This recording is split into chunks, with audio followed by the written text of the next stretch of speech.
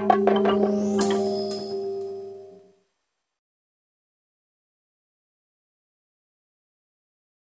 qui est proposé à l'Institut Gustave Roussy, ce sont des groupes de soutien, enfin on appelle ça des groupes de soutien, mais en fait c'est plus un groupe d'information et pour exprimer un peu le vécu et le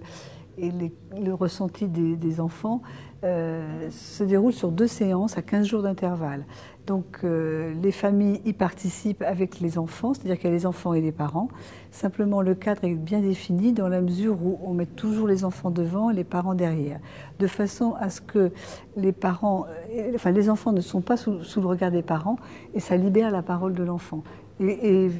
de même pour les parents, parce que les enfants leur tournent le dos, donc, ce qui fait que les parents peuvent aussi parler, moyennant quoi ça facilite la parole.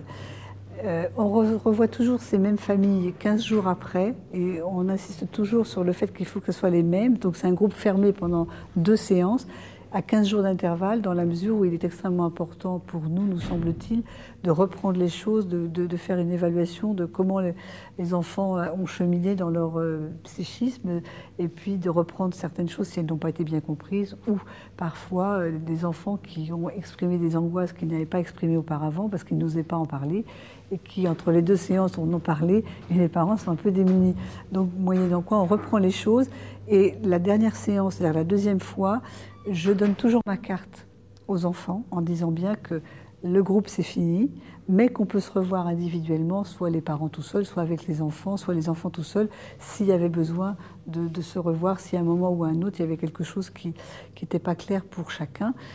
Et sachant aussi que très souvent, puisque les groupes se terminent toujours, le temps de discussion se termine toujours à chaque séance par un temps de goûter. On change de pièce et on va goûter ensemble, ce qui est un temps extrêmement convivial et où les choses, enfin les liens aussi peuvent se créer entre les familles. Et souvent à la dernière séance, d'ailleurs les familles n'arrivent pas à se quitter, on est un peu obligé de les pousser dehors. Et d'autre part, elles s'échangent leurs coordonnées, les mails, les téléphones et autres. Et il y en a quelques-unes qui restent en contact.